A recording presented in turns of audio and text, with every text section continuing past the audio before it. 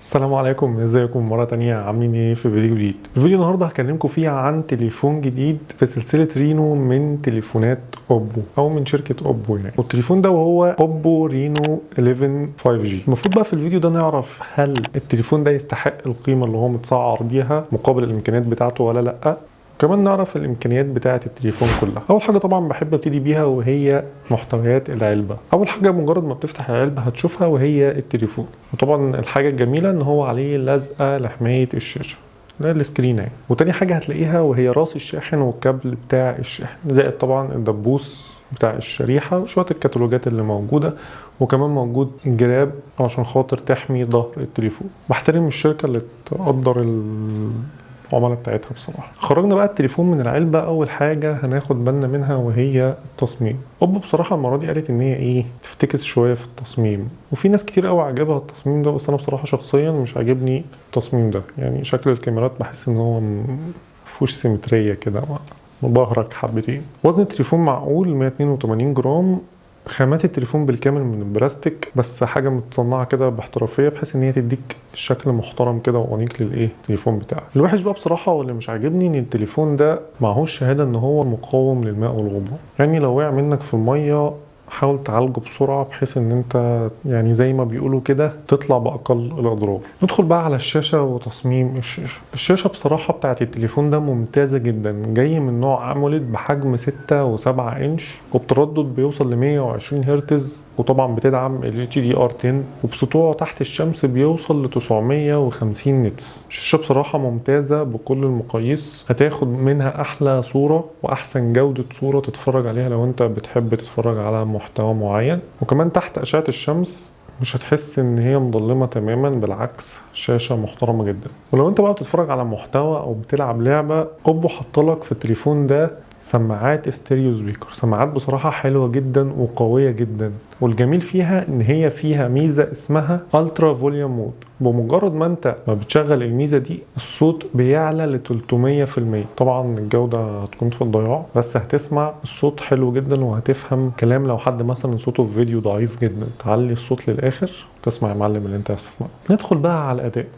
التليفون ده جاي بمعالج من نوع دايمنستي 7050، ده بتكنولوجيا 6 نانومتر. ده نفس المعالج اللي موجود في اوبو رينو 10 وموجود برضو في اوبو رينو 11 اف. هما التليفونين دول برضو بنفس المعالج ده، مع نظام تشغيل اندرويد 14 واجهة كولر او اس 14 برضو. المعالج في التليفون ده بصراحة ممتاز جدا، هتاخد منه اداء تحفة في الالعاب، واستهلاكه للبطارية حلو جدا. يعني مش هيسحب منك البطارية او يشفط لك البطارية وانت بتلعب او انت بتستهلك في التليفون. وبرضو بيشغل كل الالعاب من غير اي مشكله انت ممكن تواجهها مع المعالج ده. وبما ان انا جبت سيره البطاريه، التليفون ده جاي ببطاريه 5000 ملي امبير. وطبعا ما ننساش الشاحن اللي موجود في العلبه اللي هو 67 واط سوبر فوك بتاع اوبو.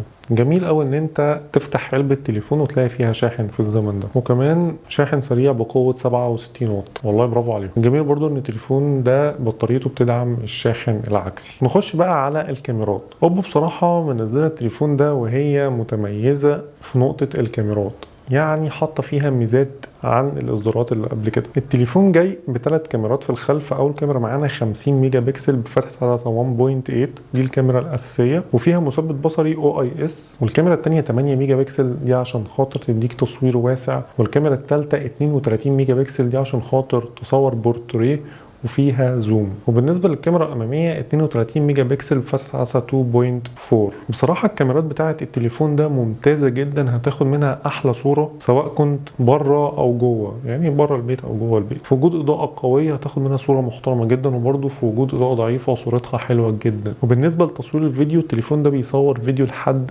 4K بمثبت بصري او اي اس، وبيدعم كمان تصوير سلو موشن بدقه 1080 فول اتش دي. والجميل برضو ان هو بيدعم مايك اضافي لعزل الضوضاء اثناء التصوير. الميزات اللي انا بحبها بقى اللي بتبقى موجوده في تليفونات قليله جدا، التليفون ده فيه ميزه اي ار تقدر ان انت تستخدمه كريموت للتلفزيون، للتكييف، لاي جهاز عندك. وكمان في خاصيه ال NFC الغنيه عن التعريف طبعا، اللي معظم الناس ما بقتش تستغنى عنها دلوقتي. وطبعا جميع المستشعرات في التليفون ده بتشتغل بصوره حلوه جدا، موجوده في التليفون ده حقيقيه مش سوفت وير. بس التليفون ما بيدعمش 3.5 مللي اللي هو مدخل الهيدفون جاك. وطبعا التليفون داعم للشريحتين او شريحه وكارت ميموري. وسعر التليفون ده دلوقتي في الامارات عامل حوالي 1400 درهم، وسعره في مصر عامل حوالي 19000 جنيه. ده السعر المناسب ليه هنا. لو لقيته باكتر من كده ما تجيبش التليفون ده. ولو عايز التليفون ده انت ممكن تخلي حد يجيبهولك من بره ويجي يديهولك لما يرجع. يعني كده تكون وصلت معاكم لاخر الفيديو، وان شاء الله اشوفكم في فيديو جديد.